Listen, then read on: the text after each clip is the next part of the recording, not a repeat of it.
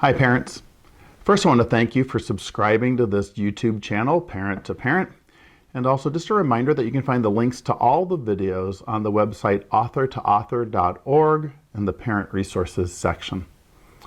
Today we want to talk about a big topic, a topic that several parents and teachers have asked me to talk about. And that's the issue around spelling and supporting children with spelling at home.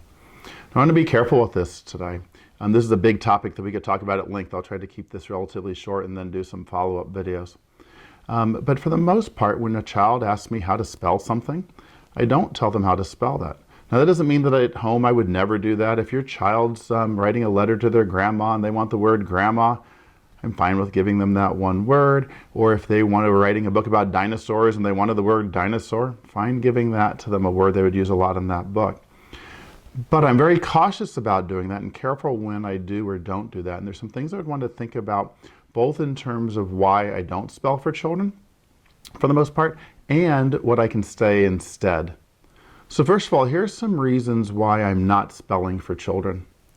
First of all, if I tell a child how to spell something, it starts to communicate to them that everything should be perfect from the beginning. Right? That they should be able to spell things exactly right from the start. In fact, when I ask young children, should you be able to spell everything correctly? The most common response I get from children is, yes, I should be able to spell everything correctly. There are so many areas in children's lives where we're very comfortable with their approximations, how approximated something is. We'd want to make sure that children know that with spelling, we're also comfortable with them doing it the best they can, that we're comfortable with them doing it in a very approximated way. That doesn't mean we can't help them get better at it, but we never want to imply to a child that they should be able to do something perfectly right from the beginning. Another problem is that it doesn't help children become better spellers by just telling them how to spell something or to correct something. Telling them how to spell something doesn't teach them anything about spelling. Right? Correcting a misspelled word isn't helping them becoming a better speller. In fact, when parents ask sometimes, why would somebody send a piece of writing home from school with misspelled words?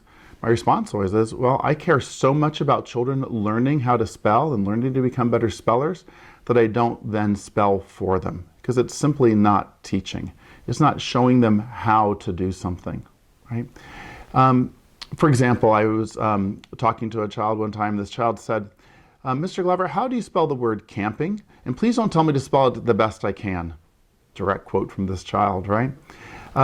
That's the child more than any other that I'm not telling them how to spell camping. Because if I tell them how to spell the word camping, all they learn is the word camping. And what they really learn is when you don't know a word, ask an adult and they'll do all the work for you. Instead, what I did is I pulled out a book. I taught the child the ing suffix. I said, I bet you're stuck at the ing part of camping. And she said, yeah. And I said, when you get to the ing part, you're going to write ing. And I showed her a book. We taught her just very quickly how to put ing at the end of a word. She went off and tried it, and she wrote camping with an ing, sleeping with an ing, snoring with an ing. She was much better off with me teaching a strategy that would help her learn to spell a lot of words more correctly rather than just giving her that one word. Okay? Another reason that I don't spell for children then is that it doesn't help show what they know. So along the same lines in terms of thinking about teaching, well, if I want to be able to figure out what a child knows about spelling, I need to be able to see what they can do on their own and then pick the next small thing. Because I can't teach 5 things at once. And so I learned much more about what a child knows about spelling by the words they misspell. In this book, for example, by this girl, where she's writing about her birthday, on this page, I learned much more about what she knows about spelling from the words that she misspells, really. I learned that she knows some things about double consonants in words, or how she spelled was or delicious. I know that she knows some things about silent E's at the end of a word. Right? I can tell what sounds she can hear in words. And so I learned just as much or more from the words she misspells rather than the words that she spelled correctly.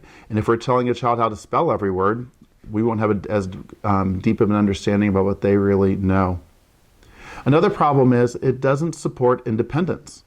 In fact, if we start spelling words for children frequently, then every time they come to a word they don't know, they want to ask an adult. Well, the problem is, what do they do when an adult isn't around or a friend of theirs isn't around to be able to help them figure out that word? Right? We want children to become independent spellers, and giving them words decreases independence. It decreases risk-taking, which takes us to this last issue is that if we consistently spell words for children, over time they'll become less strong writers because it will negatively impact their word choice. Children will start to only use the words that they know how to spell rather than the word that's the most descriptive word or the most beautiful word to use. I would, in that page we just saw, I'd much rather that child use the word delicious and spell it incorrectly than for her to spell the word good spelled correctly. I have plenty of time to teach her all sorts of things about how to spell delicious, right? I'd rather her use that more sophisticated language. So for all of those reasons, I'm not generally spelling for children. I don't want to communicate that things have to be perfect right from the beginning. I want to make sure that I can teach them, not just tell or correct. It doesn't really show what they know about writing if we spell for them. It doesn't support independence, and over time they're going to write less well. It'll decrease risk-taking and word choice. So that leaves us then with, well, what do we do? And there are some things that I'll say, some things that I'll do to help children when they are wanting to ask me how to spell a word. So if a child asks me how to spell a word, generally I'm going to say, oh, say it slowly and write the sounds you hear. That's a little more precise than saying sound it out. Say the word slowly and write the sounds you hear, right? That's generally what I'll say. I might say to a child, if they wanted the word dinosaur, and we just read the book Dinosaur versus Bedtime, it's in their room, I might say, oh, go find that book, and the word dinosaur is right on the cover. It's the one with the D. That's basically teaching them to go look it up. Now, I don't want them looking up every other word, but it will help them, if it's a word somewhere in the room, it's supporting independent spelling if it's a word they can find easily. Right? I might also say to them, oh, listen to that word and see if you can hear any words inside of that word, right? Really helping them listen for little parts inside of a word that might help them spell something correctly. And then ultimately I might just say, write it the best you can, right? Doesn't mean that we can't go back and fix something later and help them with it, but I don't want them to stop on every other word trying to figure out how to spell it. So I'll just say, oh, spell it the best you can. And if you think about it, really, what else could they do other than spell it the best they can? We want to make sure that they're comfortable with that so that we can help them get a little bit better at it. So I hope that helps. We will have, I'll put on the end here, a quick video of a video that was sent in of this student Arlo, making this book at home. And when you watch Arlo's video, it's clear that he's very comfortable with his approximations of spelling. Thanks so much. I hope that helps, and we'll follow up with some other videos on this topic. Thanks. Turtles and tortoises and dolphins are the best. Once upon a time, there was a turtle that lost his shell.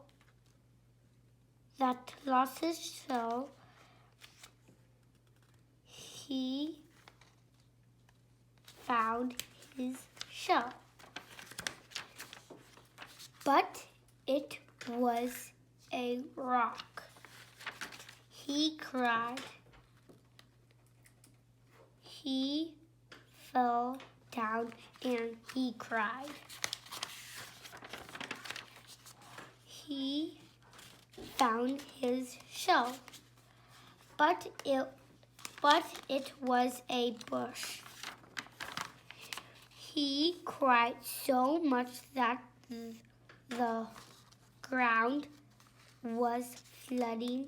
He got away and fell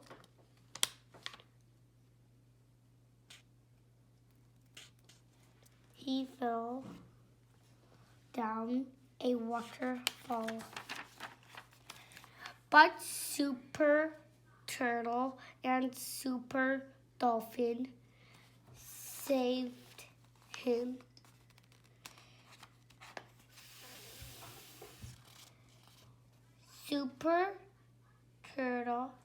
Super Turtle found the real shell. Whoa. Shell. The end.